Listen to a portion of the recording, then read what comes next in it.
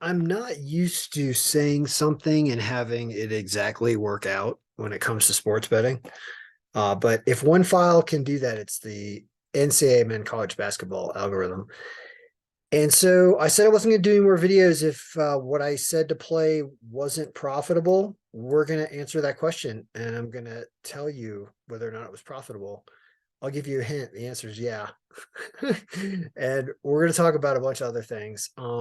This is a profitability analysis of the college basketball algorithm. And at the end of the video, I'm going to show you which picks it says to take tomorrow on Sunday.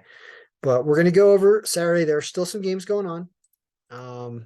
So, and only one of them is a value. Sorry, there are a few value picks, but only one of them is a home value pick, which is Portland State, and they're losing right now. Even if they lose, it won't matter. We're still going to be profitable for the day. Now let's talk about the games that are finished. And boy, is there a lot to talk about. So the goal of this is to have the algorithm take a bunch of information and refresh a bunch of pivot tables, and you get an order of teams you're supposed to play.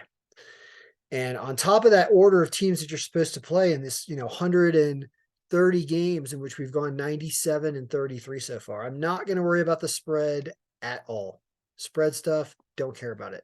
We're not even going to worry about it. And I don't want to worry about it. I just want to worry about winners. I want this thing to pick winners, and I want to bet winners with it. It's the easiest way to do this because teams play to win games. So we're approaching 100 wins tonight, which we'll probably get to. 75% of the raw games we've won. Okay. Well, what I did is I set up the area for lines and profitability. Okay. It's over here. It's the line value area. And we don't care about this. I have profit and I have ROI now. Got a bunch of cool things that we've added here. So we've added these things, and I'll tell you what they do.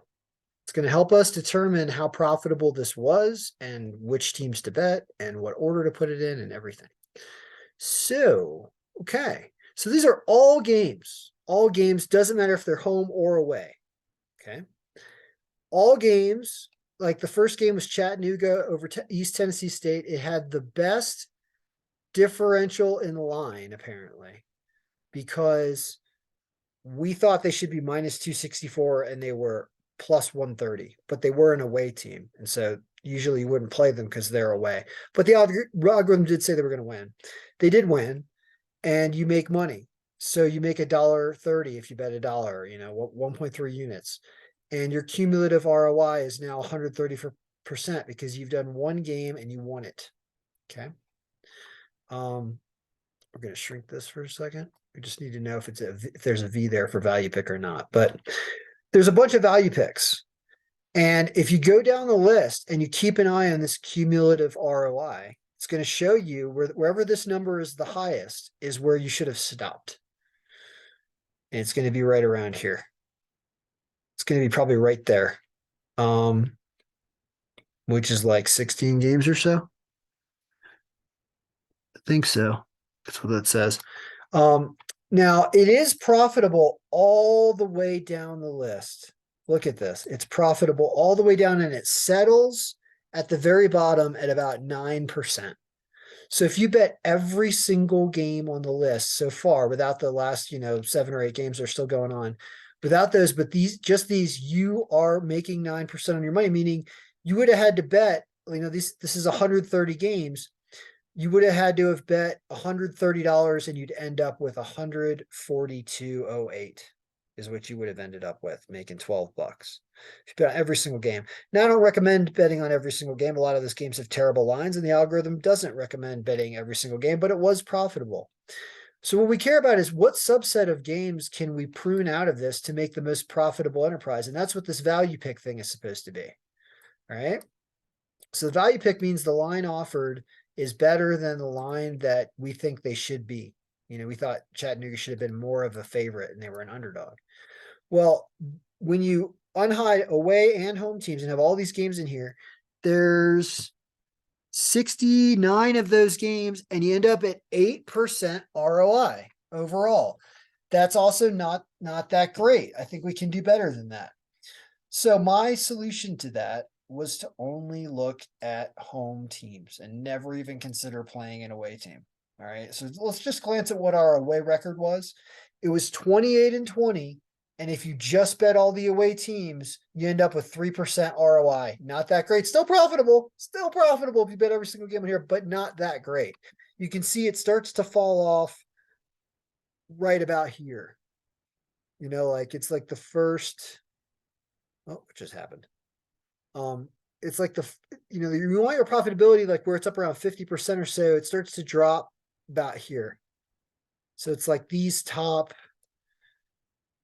15 away games actually did pretty well, but they're away teams. You don't want to focus on away teams. We want to focus on home teams. Our home teams went 69-13, winning 84%. And I believe the only one left is Portland State, at least on this list it is. I said in the video, there are 30 value picks. Here you see 29 because the Portland State game is still going on. At that level, you are 15% ROI. You're up 4 units, having bet 29 units. You end up with 30, 33.22 is what you have after betting $29. You make 15%. You are profitable except in this little area. There wasn't an area where you lost some games here, and these were tough games. Central Florida lost in overtime. Idaho lost in overtime. Coastal Carolina fouled a guy who took a three-pointer with no time left. He gave him 3 free throws to beat them. That was miserable. That killed one of my huge round robin bets. Miami, Ohio was never in it. Tennessee Tech was never really in it either. So these 2 picks were actual losers. The other ones lost in overtime, and the bounces just didn't go your way today. And even with those bounces not going your way, you still go this. You look for a line that is greater than 0. You went 22-7. I said we were going to go 26-4. You went 22-7, and you are profitable. 15%. Even if you lose the last game, you're still up 3.22 units. So you're still going to be up even if you lose Portland State. Now, let's look at all the home teams, because I noticed that 15% that we end up getting on those games that I told you all to play, that I said I guarantee they win, and they did. That the ROI actually starts to go up the further you go down the list. Look, it gets up to 20, 21, 22 even. Okay, 23. Why is that?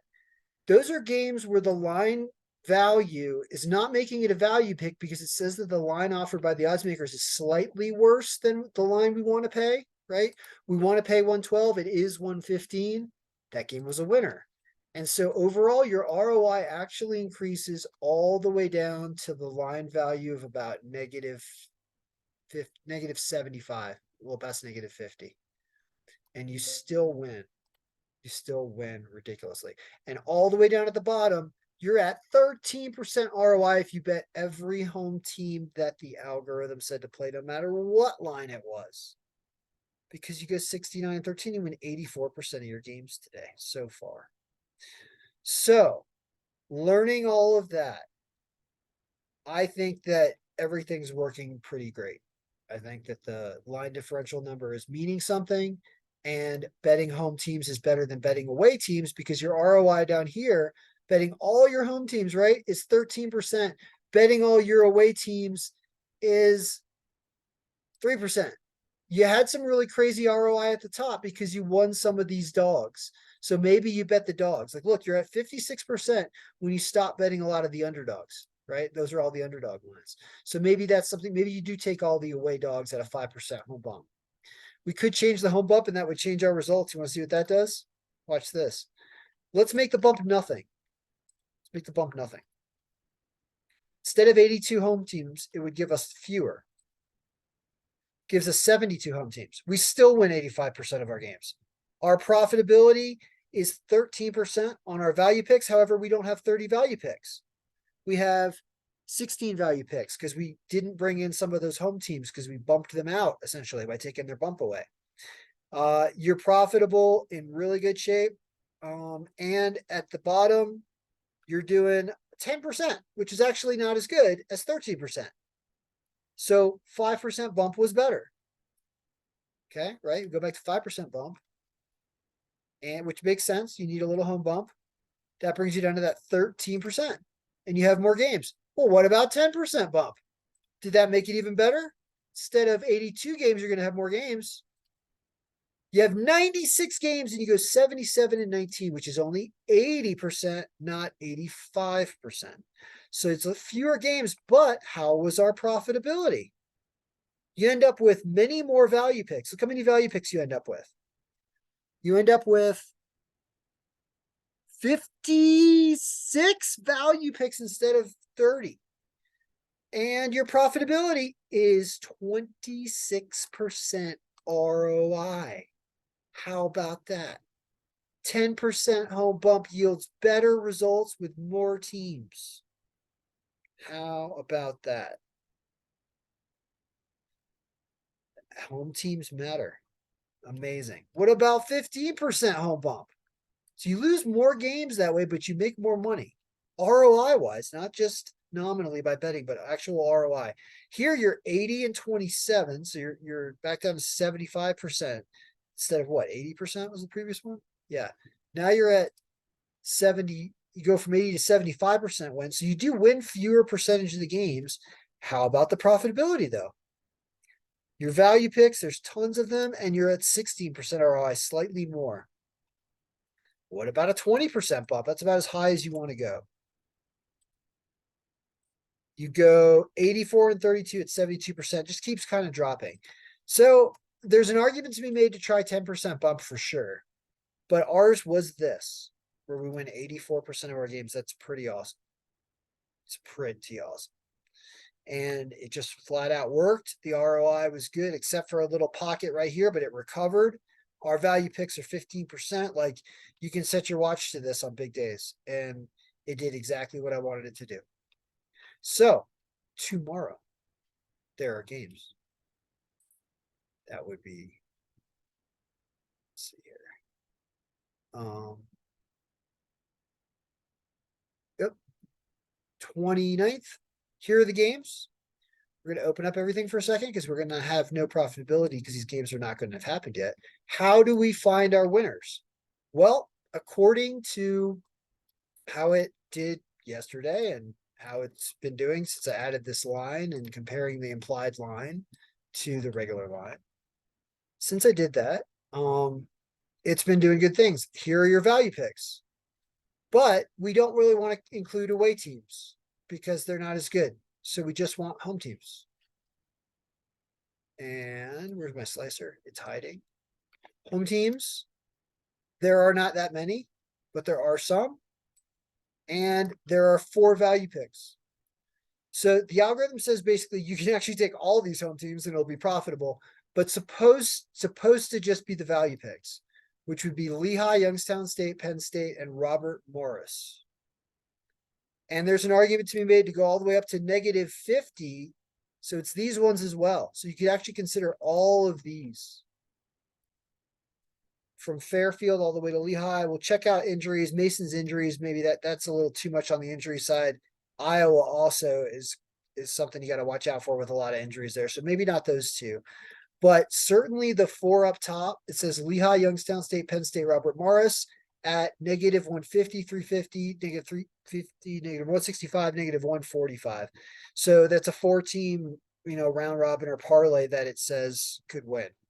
Or straight bets are going to win, supposedly be profitable on that.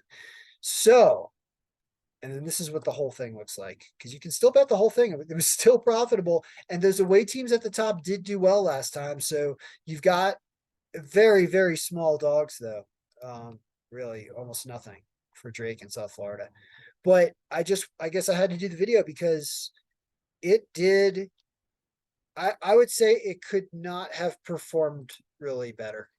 Because the games, 3 of those games were overtime loss games. And I mean, I told you to play these 30 picks and you're going to go 20, either is it 23 and 7 or 22 and 8. Portland State is down by 7 with 14 minutes left. So there's still a lot of game to go. There's still these games to go that are in progress. And I'm pretty sure we will get to 100 wins because we don't need too many more. So that's the video for Sunday. I'm going to be on the road all day. There's going to be no other sports algorithm videos. I'm 67 watch hours away from monetization. So thank you all for watching, and I hope you won money today on Saturday. I actually didn't.